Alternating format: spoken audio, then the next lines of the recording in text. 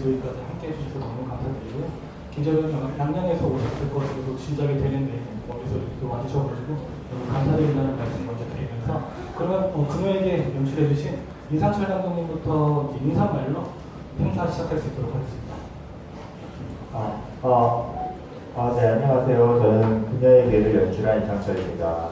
네, 오늘 와주셔서 감사드리고, 버스 마트 시내와 저도 올 때마다 너무 느낌이 좋은 그런 극장인데, 여기서 GV를 할 수 있게 돼서 너무 기쁩니다. 네, 오늘 좋은 얘기 많이 나왔으면 좋겠습니다. 감사합니다. 네, 안녕하세요. 잘 들리세요? 네. 극중 상현을 연기한 배우 김재화입니다. 반갑습니다. 네, 오늘 황금 같은 주말에 이곳 버스마트 시네마를 찾아주셔서 감사드리고 또 GV는 일부러 여기까지 멀리 찾아오시는 거잖아요. 그런 의미에서 두 배로 더 감사드리고 이따가 또 좋은 질문들 많이 해주시면 성심성의껏 답변해드릴게요. 여러분 감사합니다. 행사는 약 1시간 정도 진행될 것 같고요. 제가 몇 가지 질문을 던진 후에 관객분들이 어떤 감상평이나 질문들 이제 소화하면서 할 것인데 다만 이제 영화에 많이 몰입하신 분들이 많으실 것 같아요. 그래서 어떤 감상도 좋기는 한데 너무 또 장황해지면 다양한 분들이 또 얘기를 나눌 수 없으니까 조금만 정리해서 얘기해 주실 수 있으면 너무 감사드리겠다. 라는 좀 얘기를 드리고 그리고 제가 질문 드리는 동안 감상평과 질문을 꼭 한번 생각해 주시면 더 원활하게 될 것 같으니 참고 부탁드리도록 하겠습니다. 저는 사실 제가 한국 독립 영화에 대한 관심을 가졌던 게 이상철 감독님과 또 PD로 이제 나오셨던 신화 이제 연출을 같이 공동으로 하셨던 링크코트라는 작품 통해서 저는 처음 이제 알게 되었고 그 작품 또한 이제 존엄사에 대한 어떤 일정의 좀 서사자의 어떤 입장들이죠. 그런 좀 첨예한 논란을 가진 어떤 작품들을 또 만드셨었고 그리고 이 작품과 좀 내기에 닿아 있는 이때 어떤 시선이라는 어떤 장편에 수록되어 있는 공부는 배달 중이라는 어떤 단편에서도 실버 택배를 하고 있는 어떤 소수자에 대한 어떤 얘기도 또 다루고 있었는데 그 이후에 약간 또 액션 영화도 찍으시고 되게 이렇게 다종다기한 어떤 장르에서 섭렵하신 어떤 그 필모를 가지시는 이 감독님이 또 이런 금요일 같은 또 영화를 또 만드시는구나 하면서 되게 다채로운 어떤 필모를 구성하고 계시다라는 좀 생각이 들었는데 뭐 앞에도 이제 원작 그 에세이가 나와 있지만 이 에세이를 읽으시고 영화를 어떤 계획하셨다라는 어떤 인터뷰도 확인이 되는데 어떻게 이 책에 좀 속된 말로 꽂히시게 되셨고 영화화 해야 되겠다 생각하셨는지에 대해서 얘기해 주시면 감사드리겠습니다. 네,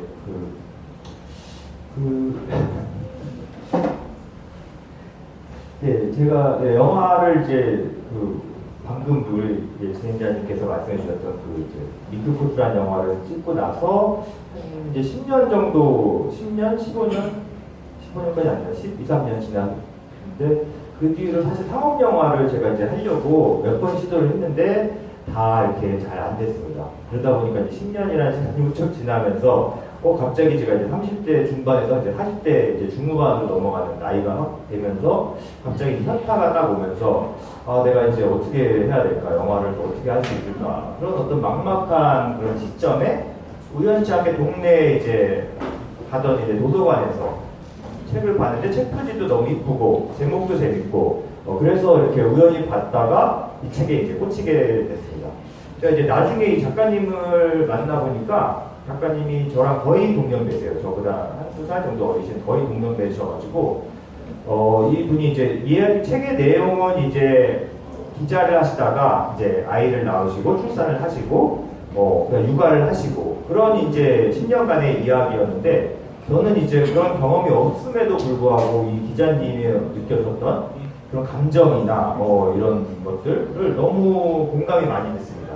그러니까 조금 30대 한 초중반에 되게 막 꿈 많고 열정 많고 그랬던 어떤 분이 예기치 않게 인생이 흘러가가지고 자신이 꿈꾸던 인생과는 달라졌지만 그 안에서 또 뭔가 또 자기라는 성찰을 또 하신 그런 이야기로 저는 이 책을 좀 받아들이게 돼가지고 그런 부분이 저한테 되게 울림을 줬고 그래서 뭐 장애아를 키우는 그런 얘기가 주요 소재긴 하지만 저는 좀 주제 부분적인 부분에 제가 되게 공감을 해가지고 이 책을 한번 영화화 해보고 싶다 그런 생각을 먹고 시작했던 것 같습니다.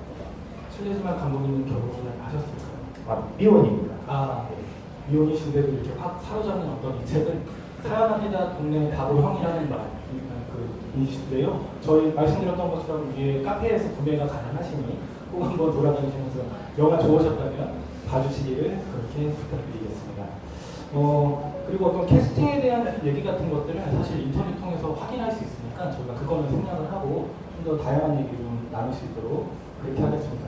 사실 김자배는 제가 알기로는 이 작품이 두 번째 장편의 어떤 주연으로 출연했던 어떤 작품으로 알고 있고 앞전에 또 주연을 맡으셨던 익스트림 페스티벌 통해서 저희 극장 또 와주셔가지고 이렇게 관객과의 대화를 진행해 주셨는데 약간 두 번째 어떤 주인공의 욕심도 있으셨겠지만 또 인터뷰를 보시면 이제 아시겠지만 또 배우님께서 그때 번아웃이 또 강력하게 이제 와가지고 사실 이제 양양으로 떠나게 됐던 어떤 계기도 그런 바탕이라고 얘기를 듣긴 했는데 다만 또 배우님께서 출연하셨던 다운이라는 어떤 그 다운이라는 그 단편들을 또 엠포털에서 저렴하게 다운받아서 보실 수 있는데요.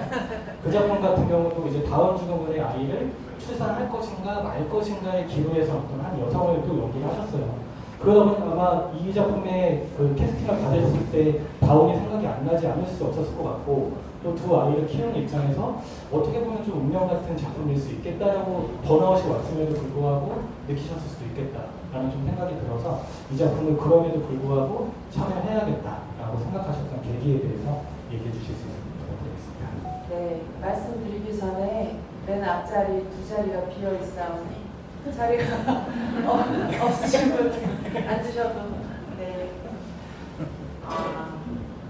제가 사실은 이 번아웃이라는 표현을 쓰는 게 참 되게 쑥스러워요. 그래서 최대한 자제하고 있었는데 한 기자님께서 정리를 해서 올려주셨어요. 일이 많은 건 너무 감사한 일인데 일이 많다고 힘들다고 하면 찡찡거리는 거는 다름없어 보여서 제가 번아웃이라는 말을 쓰지 않았었는데 어떻게 보면 되게 가벼워 보일 수도 있는 단어라고 생각돼서 저조차도 쓰지 않았었지만 사실은 제 인생에 걸쳐서 아주 그냥 심적으로 또 육체적으로 많이 힘들 때였어요. 그래서 살고 싶은 마음에 최대한 서울에서 멀리 떨어져서 이제 아이들도 전학을 하고 그랬던 시기였는데 정말 운명처럼 이 그녀에게라는 작품을 만나게 되었어요. 저는 원래 들어오는 작품 무조건 감사한 마음으로 열심히 촬영을 하는 사람이었음에도 불구하고 그때는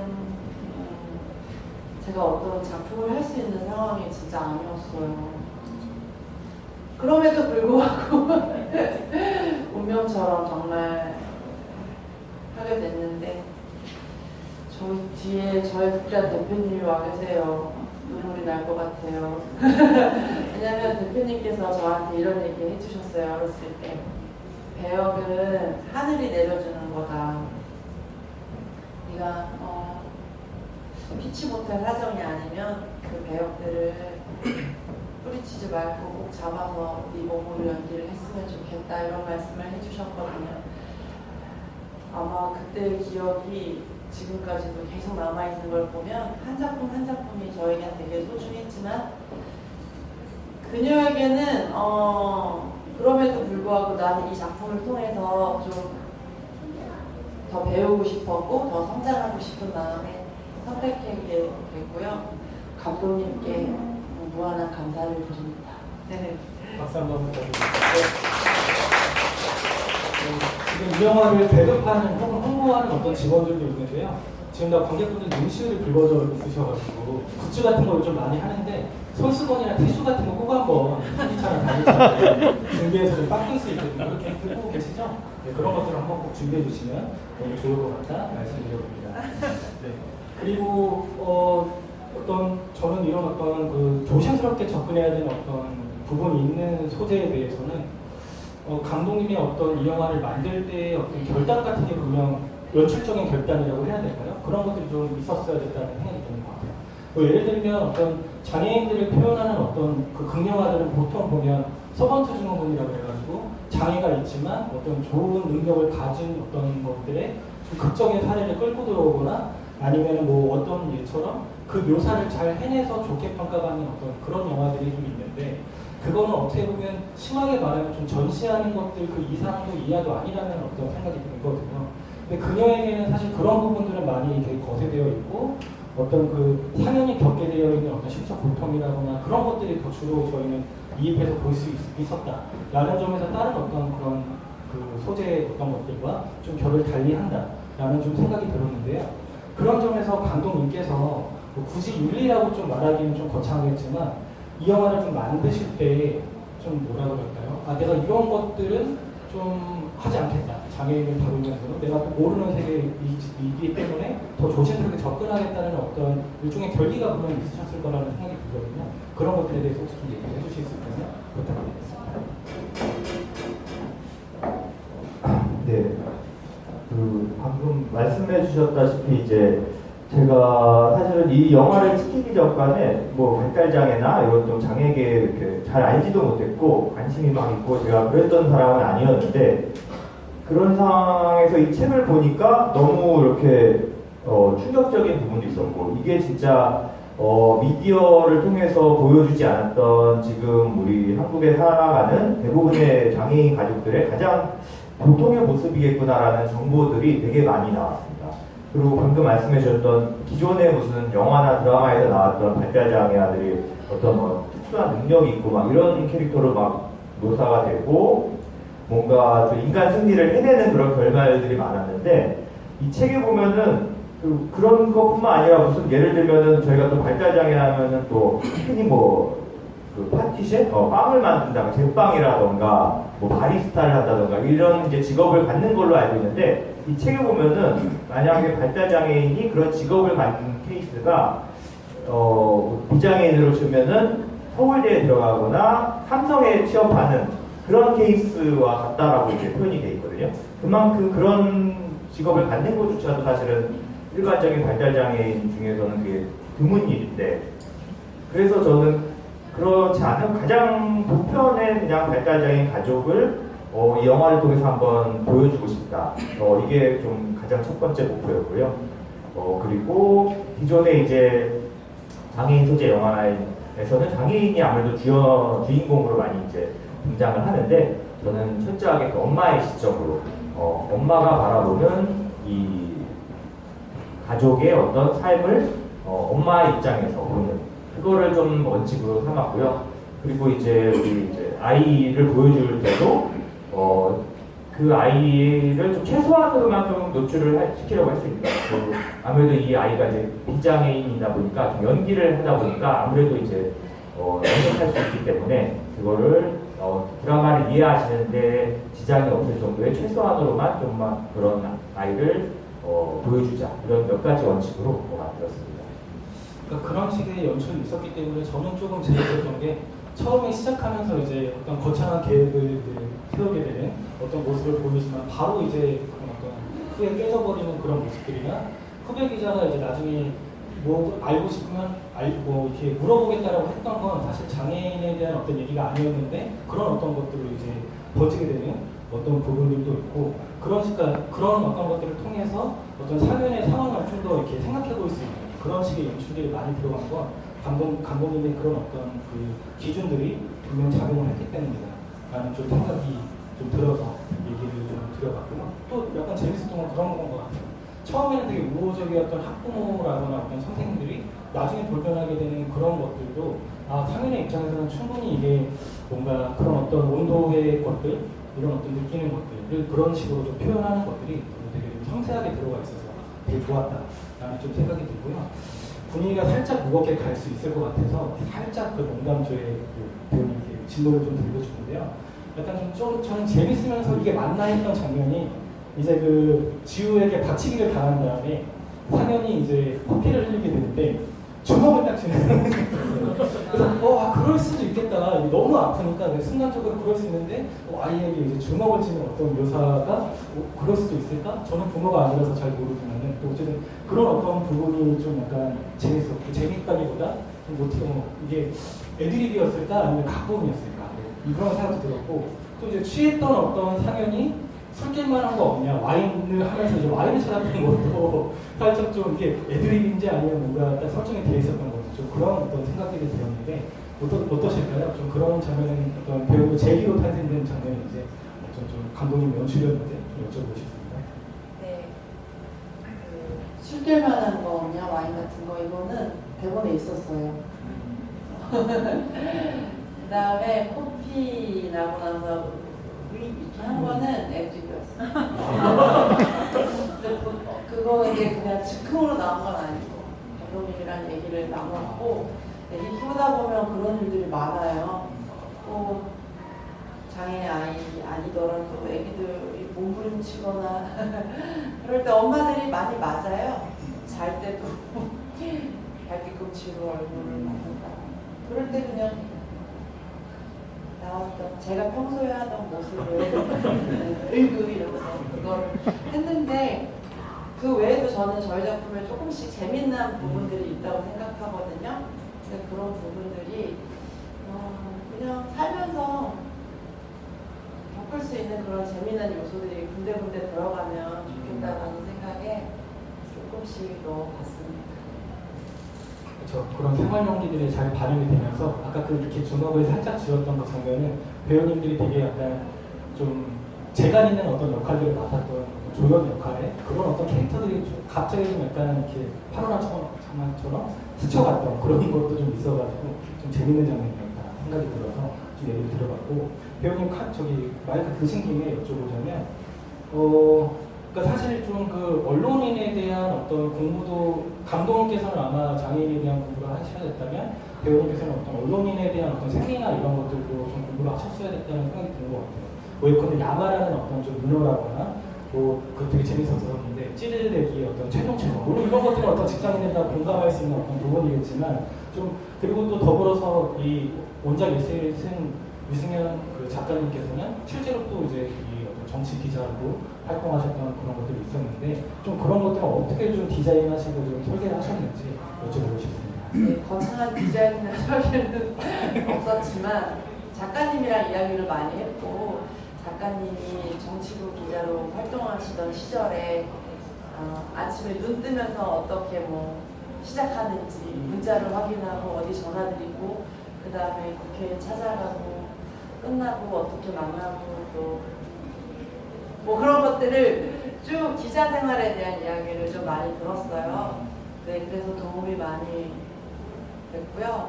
그 다음에 최종 찌르레기 물도 그리고 저도 너무너무 재밌었어요. 저도 이제 감독님한테 여쭤봐야 될 것 같고 그 다음에 또 무슨 얘기 하셨죠?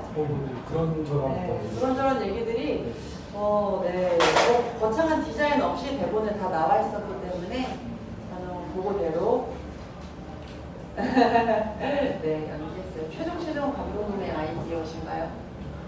네네, 대사는 그런데 그 앰뷸런스 씬 자체는 그 작가님과 인터뷰를 하면서 나온 에피소드입니다. 실제로 작가님이 첫 출산이다 보니까 사실에는 뭐 앰뷸런스까지 탈 필요가 없었는데도 당황하셔서 갑자기 구급차를 부르셨고 가는 와중에 좀 갑자기 또 진통이 없으시니까 또 내일이 걱정되셔가지고 통화를 하셨고 그걸 보던 응급요원이 진짜로 프로신가 봐요 하고 예상하지 했다는 거를 재밌어가지고 그대로 또 영화화했습니다. 그러니까 이건 보통 유머는 아닌데 사실 이 시대가 2010년 초반을 해서 이제 후반까지 이제 다루는 꽤 긴 시간을 이제 다루고 있는데 그래서 굳이 안 보여드려도 되지만 윈도우 7이 다 들어간 걸 보면서 감독님께서 그건 또 어떻게 보면 좀 재밌는 어떤 부분일 수 있겠지만 그때 그러니까 이게 이 어떤 시기와 지금의 어떤 장애인에 대한 어떤 상황들이나 처우가 전혀 달라지지 않은 어떤 연결성까지 보고 그런 것들이 좀 이제 밀고 나아가는 어떤 부분인 것 같아가지고 되게 좀 재미있게 느꼈던 부분인 것 같습니다. 제가 한두 줄만 더 드릴 테니까요. 많이 생각하고 계시죠? 이 시간은 관객분들의 더 많은 얘기로 채워줘야 더 풍성한 시간이 될 것 같으니 부탁드리고요.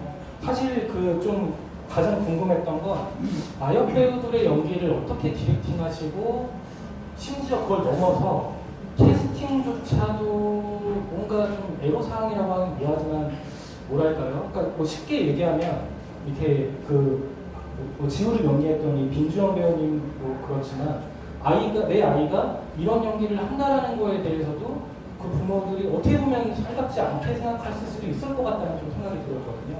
더불어서 캐스팅을 하고 또 그런 연기를 또 뭔가 이렇게 디렉팅하는 게 정말 만만치 않았겠다라는 좀 생각이 들었거든요. 그래서 그런 과정에 대해서 감독님께 좀 여쭤보고 싶습니다. 좀 어떠셨는지, 부침이 좀 있으셨는지. 네, 그래서 저희가 이제 그 필름메이커스라는 사이트에 독립 장편 영화의 아역 주연 배우를 구합니다라고 이제 공고를 올려가지고 대략적인 이제 캐릭터 설명했을 때는 한 100여 명 가까이 이제 남녀 아이들이 막 응모를 했습니다. 그래서 제가 이제 그 프로필을 선별을 해가지고 한 20분 정도한테 그러면은 이런 영상을 조금 비디오 오디션 영상을 좀 보내주십시오라고 요청을 드렸는데 답이 안 오시고 한 4분 정도만 보내주셨어요. 그리고 이제 그 중에 한 명이 우리 이제 연기를 했던 민주원 군이었는데 나중에 이 어머님한테 물어봤더니 비디오를 보내기 직전까지도 이거를 보내야 되나 말아야 되나 고민을 하셨고 그리고 너무 어떻게 표현해야 할지 너무 어려우셔가지고 사실은 비디오를 보내기 전에도 이거를 할까 말까 고민도 하시고 못하겠다라고 거의 생각을 하시고 계시다가 그날 우연히 엘리베이터에서 어린애가 이렇게 한 3, 4살짜리 꼬마애가 엄마한테 떼쓰는 거를 우리 주원군이랑 같이 보고서 저렇게 한번 해봐라 이제 애한테 디렉션을 주니까 이제 애기가 막 그걸 좀 잘 해가지고 그거를 이제 이렇게 찍어가지고 이제 보내주었었고 그렇게 해서 이제 주원군이 캐스팅이 되는데 저희가 최근에 그 어머님이랑 얘기를 하면서 들었는데 주원군도 어렸을 때 약간 이렇게 뭔가 팀장에 그런 게 조금 있었다고 하더라고요. 자폐 약간 성향도 좀 보이고 그래가지고 병원도 좀 다니고 하다가 뭔가 아이에 대한 그런 좀 치료도 할 겸해서 이렇게 연기를 좀 시작을 하셨다고 하더라고요. 네. 그런 배경이 있으셨는지 캐릭터 자체에 대한 거부감은 우리 주원군 어머님 같은 경우는 크게 있지는 않으셨던 것 같고 아이도 열심히 했었고 그래서 저희가 뭐 프리 기간이 길지는 않았는데 한 달 정도 되는 동안 아이가 나오는 모든 씬들은 약간 비디오 콘티처럼 풀 콘티를 해가지고 아이한테 딱딱 그 원하는 연기들을 약간 액션 안무 짜듯이 미리 다 이렇게 좀 연습을 많이 했습니다. 그래서 현장에서는 워낙 시간도 없기 때문에 뭐 디렉션을 할 여유가 없어서 가장 조금 미리 좀 준비를 많이 했던 장면들이 그 아이가 나오는 장면들은 사전에 많이 합을 맞추고 했습니다. 그렇군요. 저는 또 극 중에서 인상적이었던 것 중 하나는 상현이 가장 많이 하고 또 인상적으로 남는 말은 죄송합니다라는 어떤 사과였던 것 같아요. 정말 수도 없이 울려 퍼지는 그런 어떤 부분들이 있는데 사실 배우님의 어떤 필모를 봤을 때는 다소 좀 과장돼 보일 수 있는 혹은 어떤 코믹한 그런 연기의 결들을 좀 주로 보여주시다가 이번 작품과 아까 얘기 들었던 다운 같은 작품에서 꽤 약간 좀 침잠되면서도 뭔가 내면 어떤 걸 뭐 직접적으로 드러내기보다 내면의 것들로 관객들에게 많이 좀 느낌을 좀 주게 되는 그런 연기를 좀 펼치셨다는 것들이 좀 이렇게 인상적이었는데 좀 아무래도 배우님도 아마 제가 볼 때 준비하시면서 특히 그 장애아동 특수학교의 어떤 그 권리를 또 이제 주로 담았던 학교관일 같은 다큐도 있고 그 중에서도 또 이은자 선생님 같은 분도 나오게 되는데 그런 어떤 레퍼런스라거나 좀 이 작품을 혹은 또 이제 준비를 하실 때 약간 많이 보여주지 않았던 어떤 저의 연기들이었기 때문에 좀 각오가 남다르다고 하긴 좀 약간 거창할 수 있겠지만 어떤 각오로 좀 이거를 연기를 해야겠다.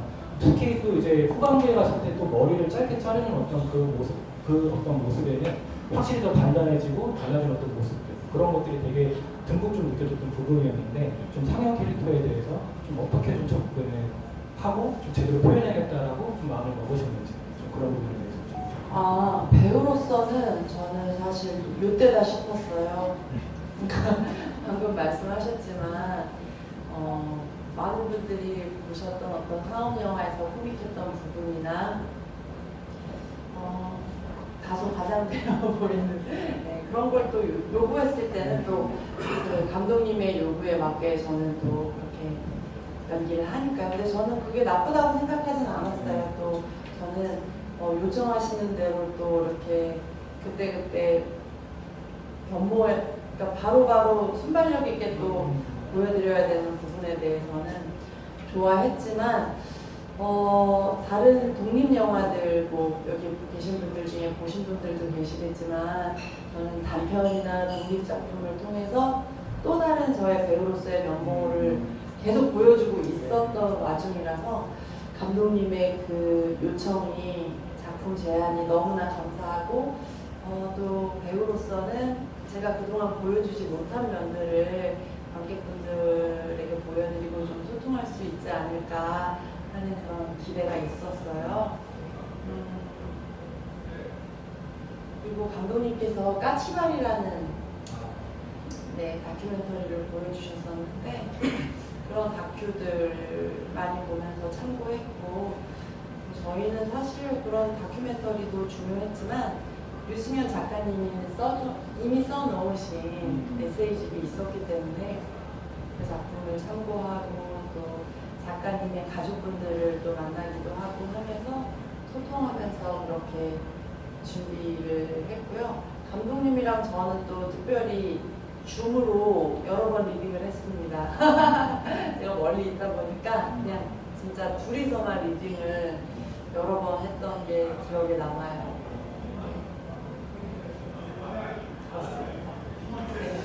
저는 사실 김지아 배우님이 너무 큰 팬이면서 정말 대단하다고 생각이 드는 부분 중 하나가 뭐냐면, 사실 보통 독립영화 시대에서는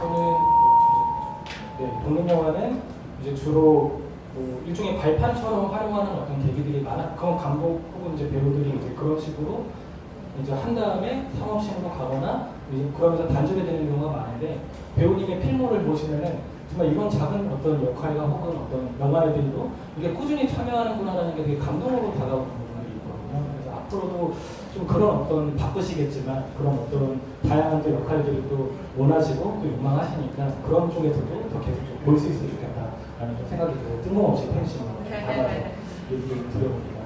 제가 한 20분 정도 좀 얘기 드렸는데 혹시 뭐 질문이나 감사평들이 있으시면 얘기해 주시면 더 좋은 시간 될 것 같습니다. 편하게 뭐 하고 싶으신 말씀도 좋고요. 질문도 좋고 얘기해 주시면 좋을 것 같은데요. 아무래도 첫 번째 손 드시는 분이 좀 쉽지 않은 걸 알고 있지만 용기 내서 혹시 제가 이 영화 시나리오 책을 갖고 왔는데 질문을 해주신 분들 한 3분 정도한테 좋은 질문을 해주신 분들에게 영화의 시나리오 책을 선물로 드리도록 한번 하겠습니다. 보여주면 더 속된 말로 읽지. 어떤 말인지. 오늘 속된 말을 좋아하시네요.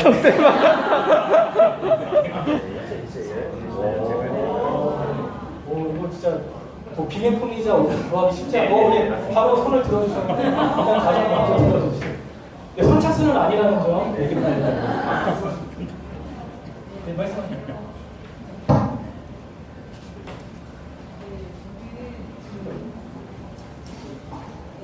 예, 저는 그 고등학교에서 지금 30년째 교사를 하고 있고, 지금 그 30년 동안에 특수학교가 있는 학교에서도 근무했지만 특수학교가 없는 학교에서도 근무하잖아요.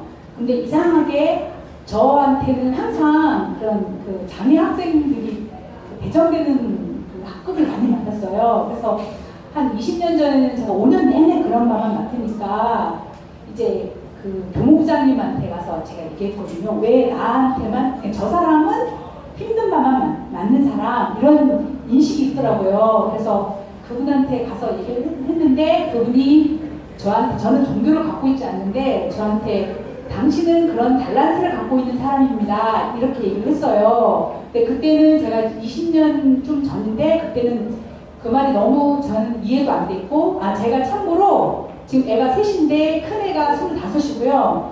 이제 뚱이가 중3이에요. 그래서 애들도 잘 자라고 있거든요, 집에서. 근데 이제 그랬는데 제가 아까 왜 마이크를 들었냐면요. 제가 이제 나이가 많으니까 고3 부장을 많이 했어요. 근데 재작년에 우리 학교의 학생 한 명을 중증장애, 시각장애인 학생을 제가 서울대를 보냈습니다. 그러니까 박수를 받으려는 게 아니고, 그러니까 아까 그때 그 대사 중에 서울대를 보내겠다고 했잖아요. 근데 다른 분들은 그 배우님이 그 엄마가 거의 불가능한 거를 거의 어떤 기도하듯이 내뱉은 말처럼 보였지만 저는 그 학생을 보냈거든요. 근데 이제 서울대는 그 장애 학생은 정시로만 갈 수 있고 그 다음에 학종이에요. 그러니까 그리고 이제 45명이 정원이라고 해도 그때 면접을 받으면 그 애들이 4대1, 5대1 돼도 대학교에서 그 학생이 1대1로 다 면접을 하고 난 다음에 45명 정원이라도 18명 뽑을 수 있고 20명만 뽑아요. 수업 받을 수 있는 애만. 그래서 제가 그 학생에게 제가 담임은 아니었는데 제가 부장이었는데 1월달 내내 둘이 찬 학교에 나와서 면접을 엄청 연습시켰어요. 시각장애인 학생이었는데 근데 제가 왜 제 자랑처럼 얘기하지만 제가 그 학생한테 딱 그 얘기했어요. 얘가 시간을 정확히 지키고 왔고 둘이 밥을 쓰면서 6번을 만났거든요. 근데 제가 그랬어요. 네가 네 인생에서 너를 위해서 이렇게 시간과 뭐 투자할 수 있는 사람은 유일하게 만날 수 있을 것 같다. 그래서 네가 만약에 서울대를 떨어져도 내년에 다시 서울대를 가더라도 아니면 나중에 입사를 하더라도 내가 너를 이런 식으로 얘기해야 되고 이렇게 얘기해야 되고 이런 내용으로 얘기해야 되고 이런 거를 계속 연습을 시켰어요. 근데 붙었더라고요. 근데 이제 붙었는데 그 이후에 뭐 그 수기나 학교 수기 이런 거 물어봤을 때 걔가 항상 저한테 뭘 도와드릴까 이러더라고요. 항상 말도 없고 이랬던 애였는데 그래서 제가 아까 그녀에게를 보면서 거기에 그 초등학교 선생님 나오시잖아요. 근데 이제 제가 너무 놀랐던 게 제가 좀 불편했거든요. 제 입장에서는. 근데 제 입장은 불편한데 제 눈을 다시 뜨게 해준 건 뭐냐면 오로지 그 가족의 입장에서 있는 거를 제가 봤잖아요. 그 내가 앞으로 저는 이제 정년이 이제 5년밖에 안 남았는데 또 내가 나를 만나는 그 누군가에게는 내가 좀 더 잘 해줄 수 있을 것 같고 정말 내가 할 수 있는 거 다 도와줄 수 있겠다는 생각이 일단 들었고 그냥 오늘 그냥 제가 노원 살기 때문에 왔거든요. 남편이랑. 근데 너무 행복했고 새로운 어떤 계속 나이가 많아도 계속 뭔가를 배워야 된다는 거 알아야 된다는 거 그런 반성을 많이 하기도 하고 이거를 제가 기회가 있으면 학교에서 잠깐 수능 이후에 잠깐 기회였으면 보여줘도 될까요? 근데 이게 제가 알기에는 영화 같은 거를 틀어주면 안 된다고 알고 있거든요. 그냥 많이 받고 있고요. 예. 저희 11월에도 상영 가능하니까요. 네. 주셔가지고. 네, 알겠습니다. 네, 더 속으로 연락 주세요. 네, 아니 그냥 감사합니다. 네. 일단 감사합니다. 주신 거죠? 고맙습니다. 좋은 가상 얘기 주셨는데요. 혹시 뭐 감독님 덧붙이셔서 네, 제 이 영화 이제 만들면서 뭐지? 책 드리려고. 아니 마지막에 네 마지막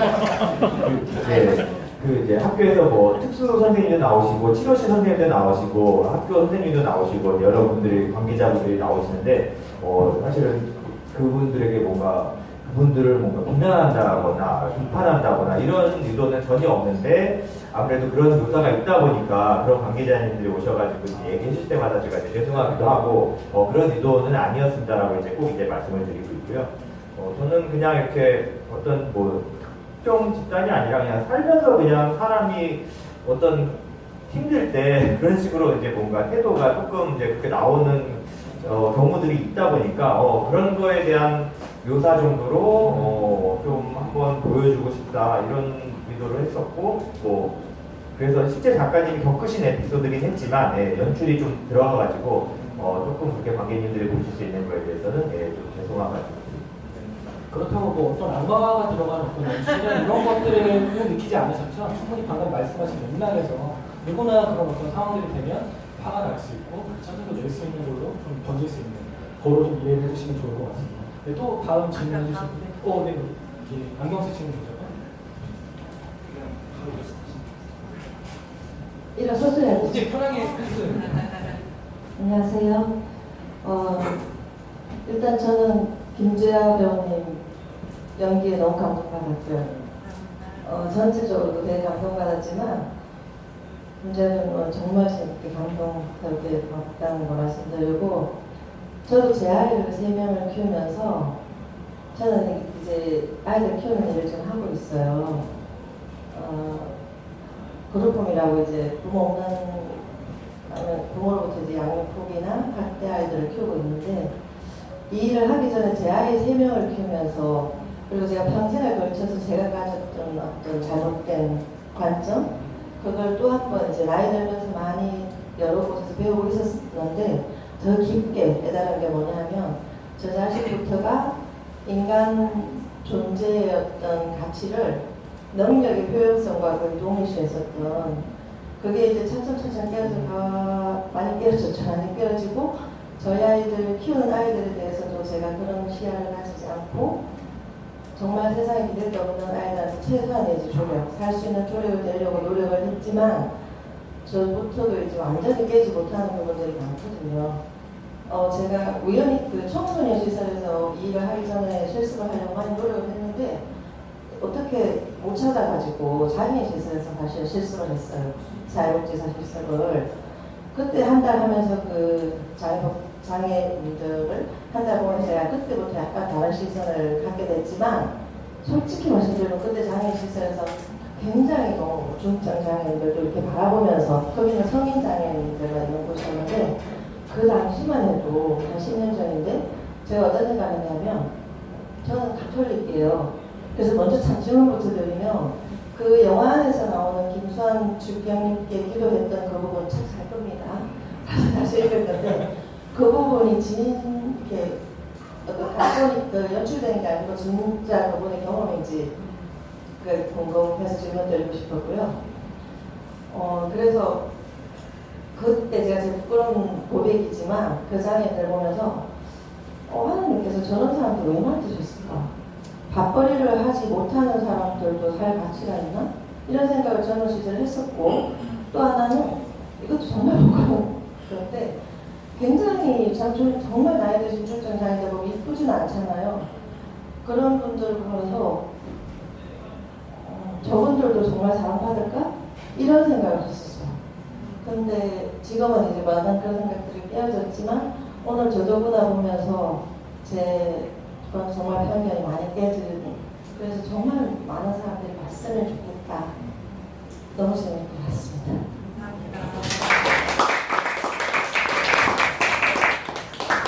네. 이제 김수환 추기경 에피소드가 이제 초반에 나오고 이제 축복이라는 키워드도 이 영화에 좀 중요하게 등장을 하는데 전부 다 원작에 이제 있었던 내용입니다. 그래가지고 실제 이 영화에 이제 원래 모델이 되는 그 아이들의 이름이 김수환 추기경의 이름을 따가지고 수인이, 동환이 이렇게 남녀 아이가 실제 이름은 수인이와 동환이가 다 김수환 추기경에서 이름도 따올 정도로 어머님이 이제 출산하셨을 때 에피소드 그리고 나중에 지금 병실에서 잠깐 이제 약간 추기경님 분이 같은 분이 등장하는데 실제로는 방에서 주무시다가 안방으로 그분이 갑자기 오셔가지고 아이를 이렇게 쓰다듬고 가셨는데 본인은 그게 꿈이 아니라 실제라고 믿고 있다 이렇게 이제 책에 묘사를 하셨거든요. 그래서 그 느낌을 조금 장면화를 좀 하고 싶어가지고 연출을 했던 부분이 있고 그래서 이 영화가 종교 영화는 아니지만 이렇게 뭔가 종교적인 느낌도 있고 공교롭게 저희 영화에도 그리고 카톨릭 신자분들이 많이 참여를 해주셨습니다. 저는 무종교인데 우리 재하 배우도 그렇고 남편 역할의 송도연 배우도 그렇고 공교롭게도 천주교 분들이 많이 또 참여를 해준 작품이 됐습니다. 꼭 한번 책 이제 읽어보시면은 어떤 부분을 감독님이 더하고 좀 덜했는지 뭐 그런 부분들 많이 이게 실제로도 이렇게 에세이에 있었구나라고 좀 생각하면서 좀 충격을 받으시는 부분들이 분명히 있을 것 같은데 꼭 한번 읽어보시길 바라고 그리고 사족이지만 김재열 배우님께서 카톨릭 영화제 올해 홍보 대사로 또 임명이 되셨기 때문에 이거는 같이 10월 말에 시즈모인 명동역 라이브러리에서 이제 만나실 수 있겠죠? 배우님 자주 뵐 수 있을 것 같으니까 한번 좀 들러봐 주시면. 네. 뜬금없이 얘기 한번 들어봤고요. 다음 어떤 질문도 네, 저기 맨 뒤에 흰색 옷 입으신 여성분에게 하나 마이크 드리도록 하겠습니다.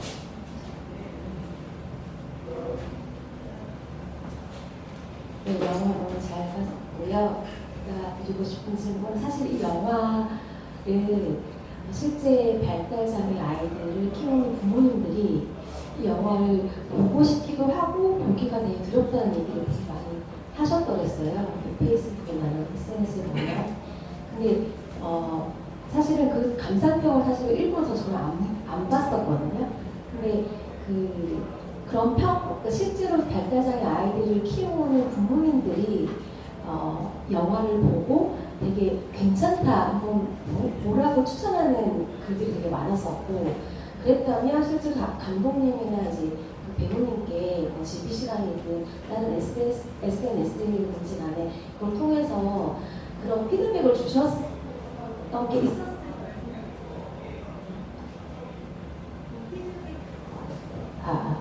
피드백 받으신 것 중에서 되게 기억에 남는 피드백이 있으신지 그걸 소개해 주셨으면 좋겠고, 그게 아니라면 내가 모든 작품에 다 애정이 있으시겠지만 이 작품을 이렇게 촬영하기 잘했다, 만들기 잘했다, 내가 출연하기 되게 잘했구나라고 생각했던 지점이 있으셨다면 그건 같이 얘기해 주셨으면 좋겠습니다. 네. 저도 그런 글들을 많이 봤고, 또 저 또한 느린마음 카페 회원이었어요. 원래부터 이 작품을 하기 전부터도 관심이 있었고 해서 회원이었는데, 저희 영화가 개봉할 시점부터 많은 부모님들께서 궁금해하시고 또 같이 보러 가자 이런 얘기들 많이 해주시더라고요. 근데 아까 말씀해주신 것처럼 예고편만 봐도 슬퍼서 못 갈 것 같다는 부모님들이 좀 처음에는 있었어요. 근데 먼저 보신 그 달달장애 가족 어머님들께서 생각보다 눈물이 안 난다. 오히려 너무 우리가 지나온 현실 같아서 난 담담하게 보았고 너무 심파로 흘러가지 않아서 오히려 좋았다라는 그런 글들을 봤고, 또 제가 인스타에서 팔로우 하고 있는 어머님들 계신데, 그 어머님 두 분이 저희 영화를 보고 나서 영화에 대해서 토크를 나누시기도 하더라고요. 그래서 그런 것들을 보면서 너무 감사하다는 생각을 했고, 또 저희 영화가 길게 오랫동안 사랑받을 수 있었으면 좋겠다는 생각이 들었어요. 그래서 직접적으로 제가 그분들에게 댓글을 달아드리진 않았지만 그런 피드백들을 계속 보고 있습니다. 그리고 영화를 하기를 잘했다라고 생각한 거는 처음 찍을 때부터 쭉 시작되었지만 마지막에 지금 이제 개봉을 하고 나서 많은 분들께 여운을 남기고 또 의미 있는 작품으로 남았다는 평들을 보면서 이 작품에 참여하게 되어서 너무 하길 잘했다. 그리고 배우로서도 그냥 언제 저런 얼굴을 내가 저렇게 큰 화면에 또 담겨볼까 그런 생각, 아까 말씀해주신 것처럼 그동안 보여드리지 못했던 그런 부분을 감독님께서 어찌 보면은 모험시였을 수도 있겠지만 저라는 배우를 또 새롭게 저를 또 발굴해 주셨다는 생각이 들거든요. 그래서 보를 때 그런 생각을 좀 했습니다. 감독님? 언제 하길 잘하셨다는 생각이 드셨죠? 네, 그래서 사실은 저도 아까 말씀드렸다시피 제가 이제 이 작품을 하기 전까지는 워낙 잘 모르기도 하고 문외한이기도 하고, 저도 배워가는 입장에서 이제 영화를 찍었고, 그래서 저는 사실은 이 작품을 준비하면서 다른 어떤 발달장애 가족이나 뭐 자폐아 가족이나 이런 분들을 따로 더 서치를 하지 않았습니다. 오로지 그냥 이승현 작가님 얘기만 많이 들으면서 그분이 이제 시나리오 각색으로도 참여하시면서 뭔가 이 부분은 좀 그렇다, 뭐 좋다 이런 얘기를 피드백을 받아들이면서 오직 그분하고만 소통하면서 이제 작품을 만들었고, 제가 당연히 뭐 그런 어떤 다른 가족분들과 대변을 할 수도 없고 그분들에게는 정말 욕만 안 먹어도 다행이다라는 생각으로 이제 최대한 조심스럽게 이제 만들었는데, 이제 개봉이라는 걸 하게 되니까 정말로 이제 어쩔 수 없이 이제 다양한 피드백들이 오면서 장애인 가족분들이 많이 이제 피드백들을 주시는 거가 좀 놀랍기도 했고, 그분들이 이렇게 영화를 통해서 뭔가 얘기를 하시고 들려주시고 의견을 들려주시고 뭔가 발언을 하시고 이런 것들이 저는 그 자체가 너무 감사하고 좋다라는 생각을 계속 요즘에 하고 있고요. 그래서 저는 만들 때는 이제 사실은 비장애인 분들이 더 많이 갔으면 좋겠다 이런 의도가 있었는데, 장애인 가족분들도 이렇게 보고서 일단은 좋은 말 위주로 많이 해주시는 거에 있어서 너무 감사하게 그렇게 생각하고 있습니다. 좋습니다. 네, 또 다음 질문 또 받아보도록 하겠습니다. 네, 앞에 그 손들어 주신 저는 그 영화를 보면서 간단하게 질문드리고 싶은 게 있었는데, 저 장면이 제일 좋았거든요. 찾길에서. 그래서 두 분은 이 영화 속에서 어느 장면들을 가장 좋아하시는지가 너무 궁금하고요. 그리고 중간에 파인애플 통조림이 굉장히 여러 번 강조가 되는데 제가 사실 의미를 잘 이해하지 못했어요. 그래서 이게 어떤 연출적인 의미가 있는 건지 아니면 단순히 캐릭터성을 나타내기 위해서 나왔던 건지 그 두 가지 여쭤보고 싶어요. 선생님 파인애플부터 얘기해 주시면 될 것 같습니다. 일단은 저희 이제 동원 파인애플에서 저희 협찬을 해주셨거든요. 인사해주셔서 너무 감사드리고 저희가 좀 제작비가 많이 없어서 간식이 많이 없었는데 소품을 먹으면 안 된다라는 어떤 정확히 의미 있음에도 불구하고 저희 배우님 저 촬영 내내 너무 잘 먹었던 그래서 노출을 좀 많이 좀 해드려야 됐던 그런 약간 영화 외적인 이유가 좀 있었고요. 이 파인애플 소재 자체는 원작 작가님과 제가 인터뷰를 하다가 작가님이 가장 힘드셨을 때 워낙 그 시간이 없다 보니까 깻잎을 제대로 못하고 파인애플을 드셨다. 그러다 보니까 지금 연세가 그렇게 안 많으심에도 불구하고 약간 당이 오셨다. 이런 얘기를 많이 들려주셨거든요.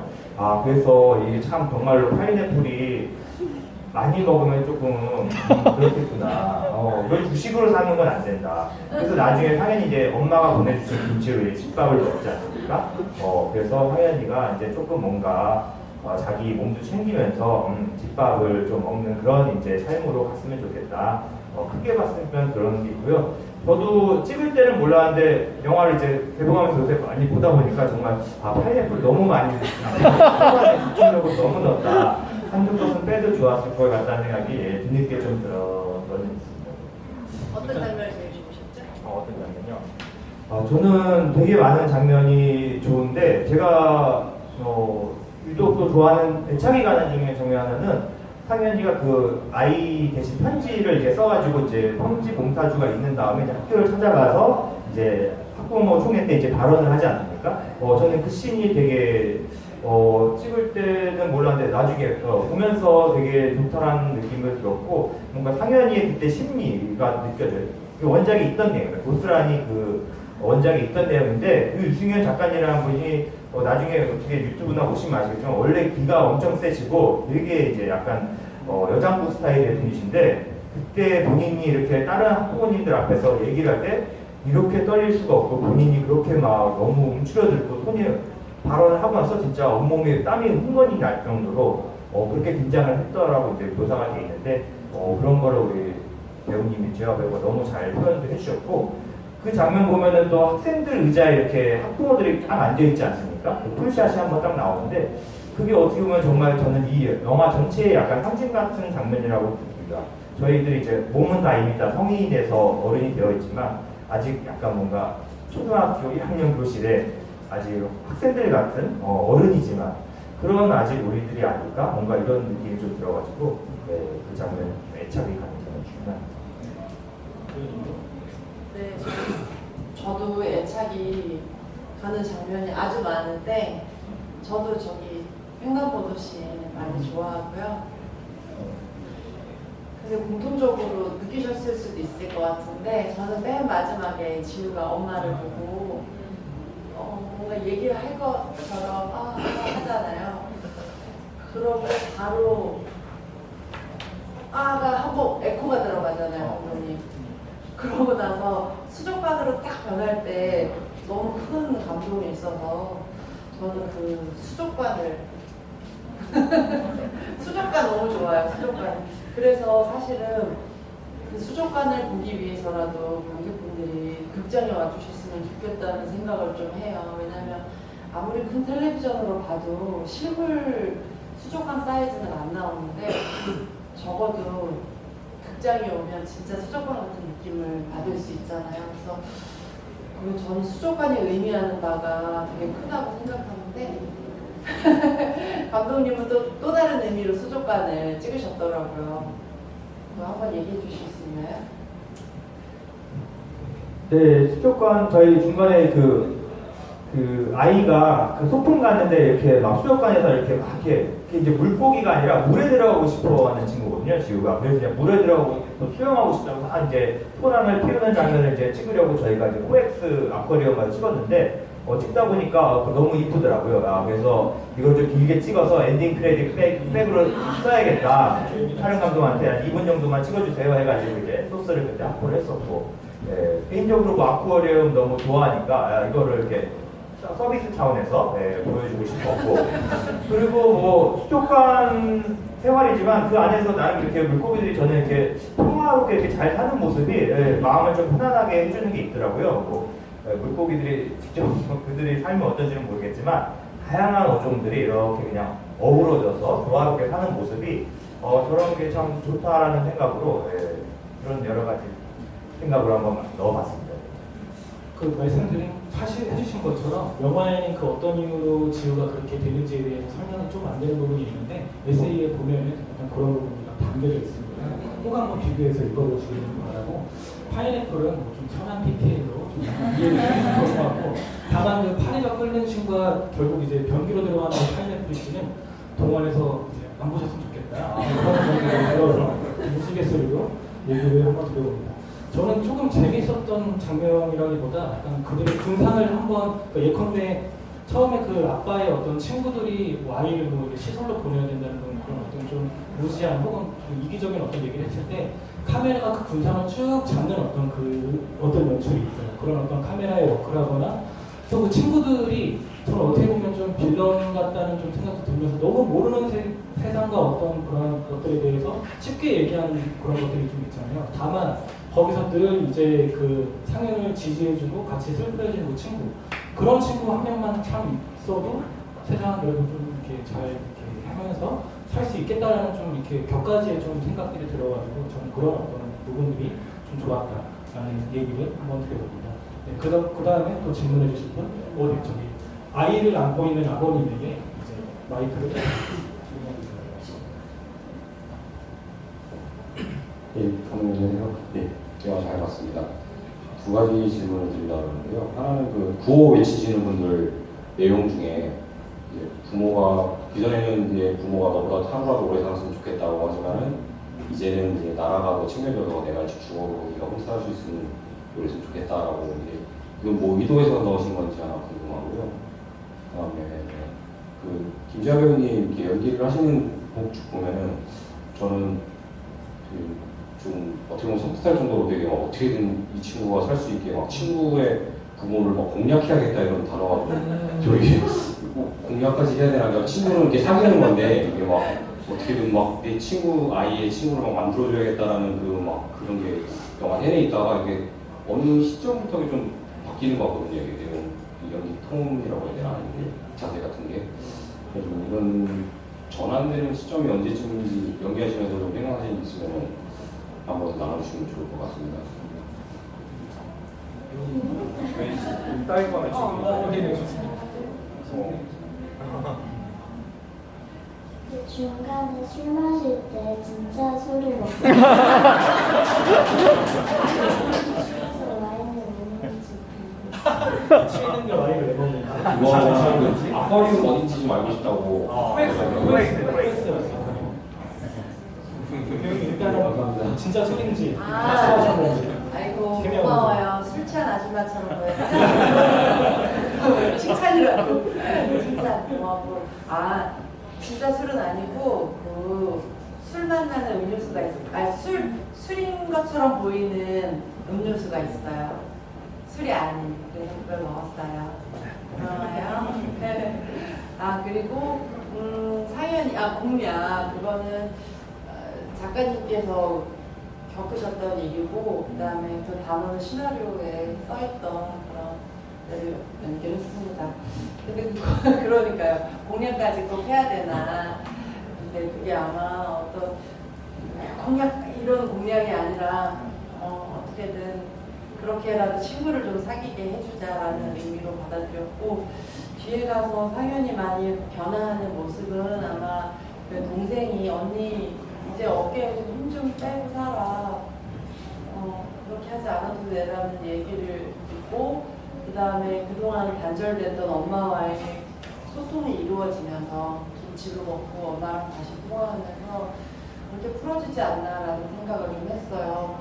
저는 물론 상황이 완전 다르긴 하지만 저도 저희 남편하고 결혼하고 이제 처음 신혼집에서 거의 10년 동안 이제 쭉 그 동네에서만 살았는데요.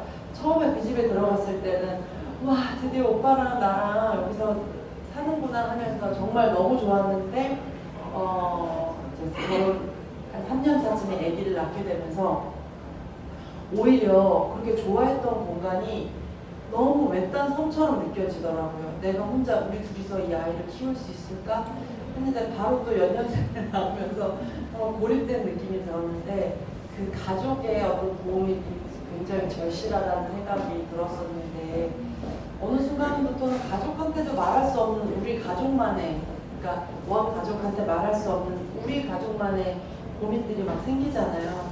그랬을 때 엄마와 동생들이 해주는 그런 말에 스르르 녹기도 하거든요. 그 전환점은 그때였다라고 생각합니다. 그 혹시 방금 그 첫 번째 질문에 대해서 답변 받으셨나요?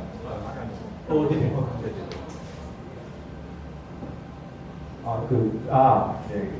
그 시위 장면에서 이제 그 대사가 오프 사운드처럼 이제 넣었는데 사실은 관객분들이 좀 들어주셨으면 하는 대사 중에 하나였고요. 네.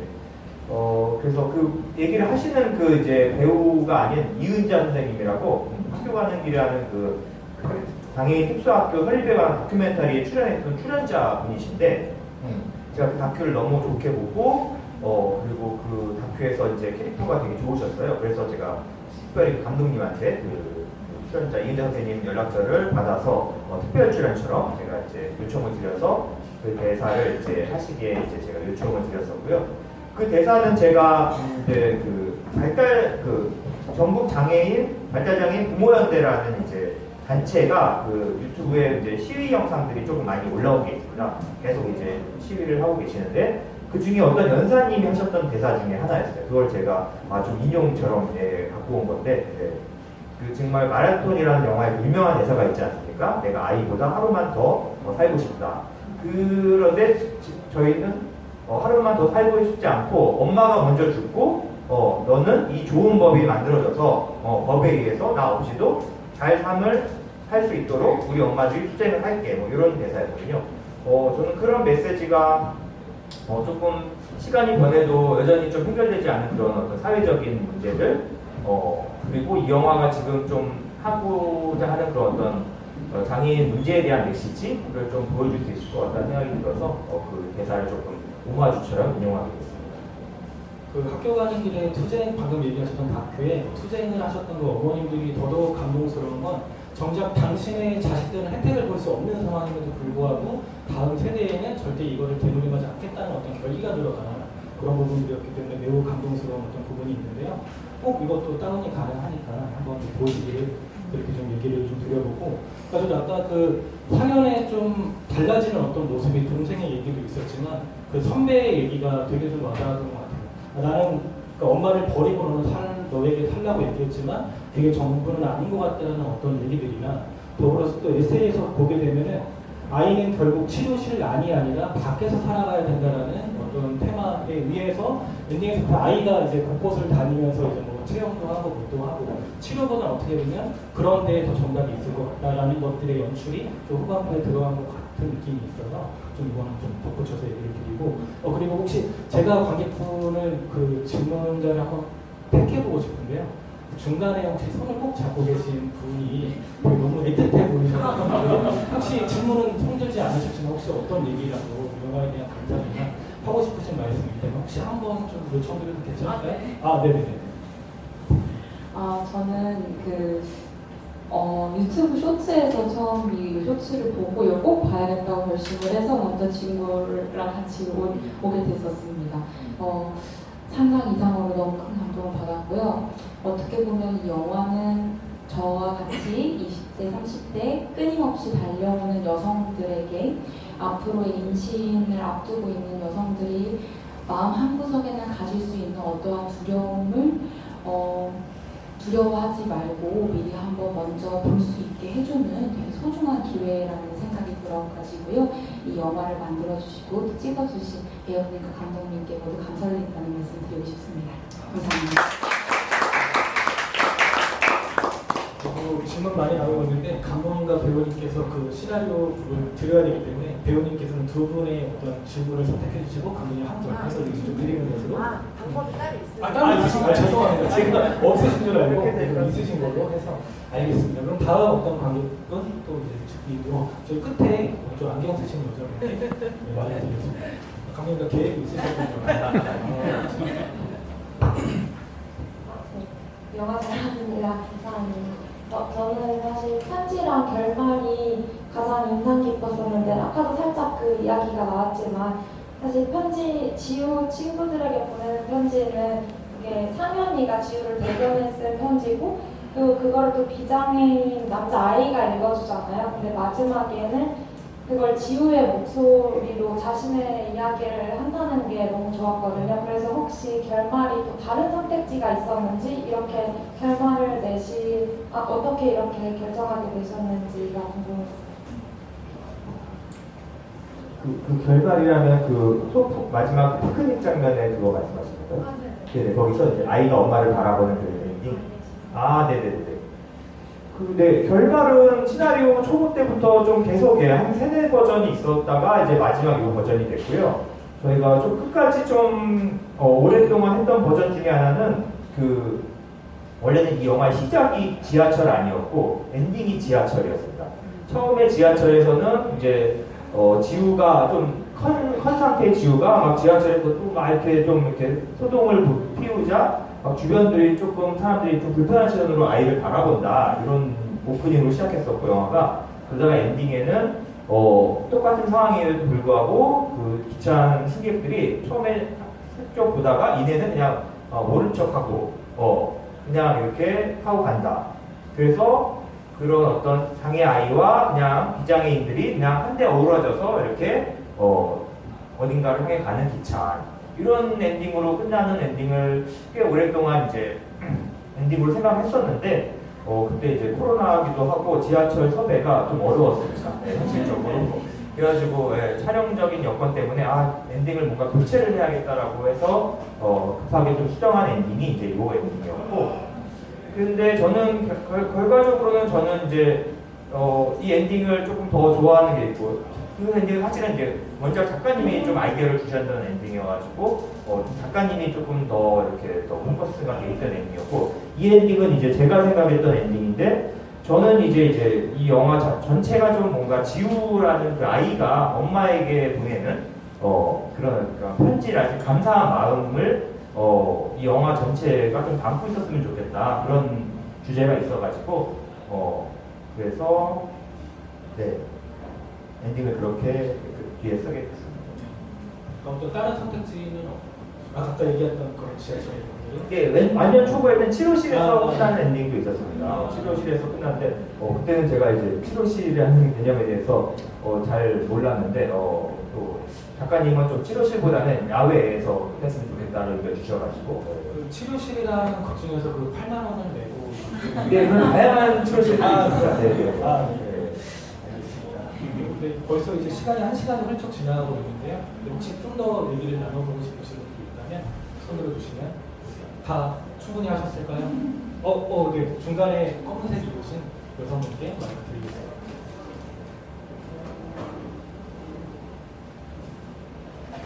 안녕하세요. 너무 좀 하찮은 질문일 수 있는데 영화를 보면 저는 그 의미를 엄청 생각하거든요. 어떤 의미가 들어갔을까? 그런데 키즈카페에서 맥주를 따라주시잖아요. 근데 거품밖에 없거든요. 그래서 이것도 뭔가 무의미한 관계라는 그런 의미인가? 이렇게 생각을 했고 그 선배가 아픈 후에 그 주인공께서 머리가 되게 짧아지셨잖아요. 그래서 저는 그 사이에 혹시 뭐 수병을 하신 건가? 이런 생각을 하셨는데 이렇게 말씀드리면 단단해진 모습을 표현한 거라고 하셨잖아요. 그렇게 볼 수 있어요. 네, 그래서 이게 어떤 의미인 건지 두 가지가 궁금했어요. 더불어서 이제 엔딩의 곳은 양양이었던 또 시장이었던 것 같아요. 그래서 또 양양에서 촬영한 걸로도 아마 짐작이 되는데 그런 것도 같이 한 것 같아서 얘기해 주시면 좋을 것 같고 영화는 다 있는 대로 다 전달이 될 수 있는 거니까요. 네, 해석을 멋지게 해주시면 거품에 대한 의미를 또 멋있게 붙여주시면 의미가 되겠지만 사실은 빨리빨리 따르고 이 엄마들의 이유를 맞춰서 이거를 행사를 진행해야 된다는 마음. 근데 저도 그렇게까지 거품을 따르는 데 감독님께서 명언을 해주셨어요. 원래 맥주는 따르는 사람은 잘못이 없다. 받는 사람이 기울여야 된다. 네, 그런 얘기 해주셨던 게 기억이 나고요. 머리는 사실은 처음부터 저는 계속 가발이었어요. 그 영화를 찍을 수 없는 상태라고 말씀드렸던 게 사실은 머리까지 다 밀고 이제 살던 데를 떠나서 갔던 그런 상황이어가지고 그랬는데 어쨌든 그 중간에 이제 어머님들이 머리를 삭발하는 장면이 살짝 나오잖아요. 그런 어머님들의 어떤 배경도 있고, 그래서 감독님하고 이제 얘기를 나누면서 제 머리를 그냥 노출을 하게 됐어요. 그래서 네, 그 어머니가 더 단단해 보였죠? 네, 근데 또 어떤 분들께서는 그동안 엄마가 아팠나 걱정도 해주시고, 또 저번에 어떤 GV에서는 오히려 우리 작품이 천주교적인 느낌보다는 나중에 제가 머리도 밀고 하는데 불교 쪽으로 갔으면 어떻겠냐라는 의견도 주고 그러셨어요. 공교롭게도 저희가 어제 문경이라는 불교적 영화를 지도를 했었는데 갑자기 좀 생각이 나가지고 그러면 답변이 다 되셨을까요? 괜찮으실까요? 네. 이렇게 좀 해주시면 될 것 같고, 혹시 좀 더 얘기 나누고 싶다. 다 충분히 되셨을까요? 네. 네, 1시간이 거의 지나는, 거의 뭐 영화의 어떤 러닝타임을 준하는 어떤 지도가 진행되고 있는데요. 저는 좀 사실 독립영화 감독님들은 특히 작업을 보통 3, 4년은 기본이신 것 같아요. 그래서 또 그 이상철 감독님께서 그 연출하셨던 이 전작인 속물들 같은 작품도 어떤 예술가들이나 어떤 미술계의 어떤 호영들이나 이런 어떤 것들을 다룬 블랙 코미디적인 어떤 그런 부분이 좀 있어가지고, 아까 예를 들어 윙크포트나 또 이 영화 또 결이 또 맞닿아 있는 공부는 배달중 같은 영화들도 꼭 이번 기회에 같이 좀 보셔가지고 한 감독을 좀 이렇게 깨트려서 보는 것도 되게 어떤 좋은 기회가 좀 될 수 있겠다. 더불어서 김재 배우님도 저희도 뭐 개봉했었던 액션 히어로나 아니면 뭐 그런 스크린 페스티벌 뭐 이런 저런 작은 어떤 영화들에서도 되게 다양한 어떤 연기의 결대를 또 보여주시거든요. 또 그런 것들을 또 같이 좀 이렇게 보셨으면 좋겠다라는 생각도 들고, 또 더불어서 아까 나왔던 까치벨 같은 경우는 저희 쪽에서 좀 관객과에 대한 했던 적이 있는데, 뭐 그런 작품이라거나 네 얼굴 같은 또 다큐들 이런 것들이 좀 더 우리를 더 다양한 사람들이 이해하고 또 가닿을 수 있는 어떤 좀 기제로서 좀 작동할 수 있는 어떤 영화들이 될 것 같으니까 좀 많이 봐주시고, 더불어서 에세이에 어떤 상동행동에 대한 어떤 얘기들이 나와요. 뭐냐면은 뭐 이렇게 어떤 장애, 발달장애가 있는 사람들이 똑같은 행동을 하는 것들은 그게 이제 자기의 어떤 불안들을 해소하고자 하는 어떤 그런 것들이나 라는 어떤 설명들이나, 또 이제 더불어서 아빠의 편지도 이제 구구절절하게 나오는 어떤 부분들이 있는데, 그렇기 때문에 에세이를 읽으시면 더 이제 풍부하게 좀 이렇게 감흥을 좀 얻으실 수 있을까 싶기도 하고, 감독님께서도 마지막으로 좀 얘기 드리자면, 여기 에세이에 보면은 2013년에는 한 그 아이를, 그 발달장애 아이를 키우는데 한 100에서 200만 원 정도가 된다고 하면 2020년 기준으로 한 거의 100원 뛰어서 3, 400이 된다라고 이제 기재가 되어 있는 부분이 있는데, 벌써 거의 5년이 지났습니다. 물가도 한참 뛴 어떤 상황에서는 아이를 키우기가 정말, 발달장애 아이를 키우기가 만만치 않겠다라는 좀 생각이 드는데, 지금 좀 감독님께서 뭐 느끼는 어떤 발달장애인의 어떤 좀 뭐랄까요, 그런 어떤 힘든 부분들, 그리고 또 그 중에서는 또 그런 것 때문에 극단적인 선택을 하는 것까지도 나오게 되는데, 좀 그런 현실에 대해서 감독님은 좀 어떻게 보고 계신지, 계속 이어지는 어떤 얘기지만은 좀 그런 현실에 대해서 좀 더 얘기를 해주시면 좋을 것 같아요. 좀 어떻게 읽어주실 수 있을지? 네, 제가 이 책을 본 게 이제 2021년이고 책이 나온 게 2018년이라 그러는데, 유승현 작가가 이렇게 발달장애 육아를 이렇게 써가지고 엄마가 이렇게 자기 목소리를 내가지고 뭔가 이렇게 발언을 하는 게 저는 그 전에 있었나 잘 몰랐었거든요. 근데 유승현 작가가 이 책을 쓴 이후로 많은 또 이런 장애인 가족 어머님들이 유튜브도 하시고 책도 많이 쓰시고 이제 목소리를 이제 내기 시작하시는구나라는 거를 많이 느끼고 있고, 그래서 그 아까 말씀드렸던 전국 발달장애인 공모연대 같은 이제 단체들은 여전히 거리에서 투쟁을 많이 하고 계십니다. 사회적인 제도나 이런 것들은 아직 영화 속에 뭐 장애인 등급제가 폐지됐다고는 나오지만 여전히 그 사회적으로 선진국에 비하면은 그런 예산이 너무 터무니없이 작거든요. 예, 한국이 그런 선진국이라고는 하지만 그런 부분에 있어서는 아직 정말로 후진국 같은 그런 면이 있기 때문에 투쟁을 계속 하시고, 하지만 언론에서 또 많이 다루진 않거든요. 그런 것들이 이제 뭔가 이슈가 안 되니까. 그러다 보니까 여전히 바뀌지 않은 부분들, 하지만 그럼에도 불구하고 발달장애인 그런 가족분들이 뭔가 이렇게 목소리를 내면서 또 젊은 어머님들이 또 변화하는 부분들, 이런 거를 저는 동시에 좀 느끼고 있고요. 그래서 하여튼 이 영화도 뭔가 그런 변화의 계기로서 조금 일조를 했으면 좋겠다, 이런 바람이 있습니다. 네, 박수 한번 쳐주시면.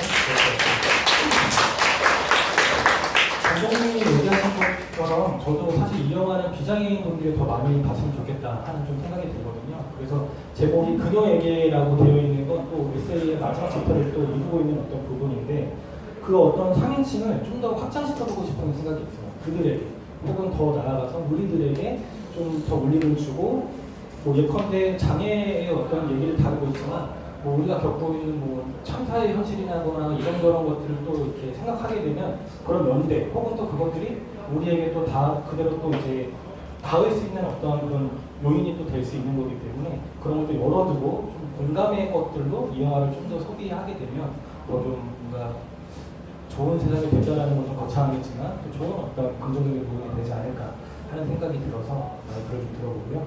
또 이제 마지막으로 김지아 배우님과 이상철 감독님께 좀 끝인사를 좀 해주시면서 뭐 그녀에게는 이렇게 뭐 홍보해줬으면 좋겠다라는 말도 좋고, 더불어서 또 이제 그 앞으로의 뭐 근황과 계획이 또 있으시면 같이 해서 좀 관객분들에게 마지막 얘기 해주시면 좋을 것 같습니다. 이상철 감독님부터 한번 부탁드리겠습니다. 네, 저희 영화가 이제 개봉한 지 이제 열흘이 조금 이제 지나가고 있는데, 네, 그래도 관객분들이 보시면 아시겠지만 극장에서 봤을 때 저는 이 영화를 정말로 온전히 느끼실 수 있고, 여러분들과 같이 봤을 때 더 이 영화의 의미를 더 느끼실 수 있는 작품이라고 생각을 해가지고 저희가 뭐 앞으로 일주일이 될지 2주일이 될지 극장에 얼마나 걸릴지는 모르겠지만, 네, 조금 주변에 많이 좀 알려주셔서 한 분이라도 더 이 영화가 좀 보시고 많이 좀 느낌을 가져주셨으면 좋겠습니다. 네, 오늘 와주셔서 너무 감사드립니다. 네, 저는 사실 매일매일 기사와 인스타그램을 찾아보거든요. 그녀에게 대한 이야기들이 올라와 있는지. 오늘 여러분들 재밌게 보셨다면 주변에도 소문 많이 내주시고, 또 사용하고 계시는 SNS에 샵 그녀에게 해서 많은 분들 더 오랫동안 길게 사랑받을 수 있도록 도와주시면 감사하겠습니다. 다시 한번 찾아와 주셔서 진심으로 감사드립니다. 여러분 행복하세요. 감사합니다. 독립영화 개봉을 많이 하고 있는데 아마 다음 주를 기해서 2만 관객이 넘을 걸로 아마 진단이 됩니다. 네, 그렇게 될 수 있을 것 같고, 저희 극장은 첫째 주보다 둘째 주가 더 많은 분들이 찾고 계시기 때문에 저희가 약간 좀 그녀에게는 성지가 되고 싶습니다. 좀 많은 분들이 알려주셔가지고 더 많은 사들을 좀 낼 수 있도록 그렇게 좀 부탁드리겠습니다.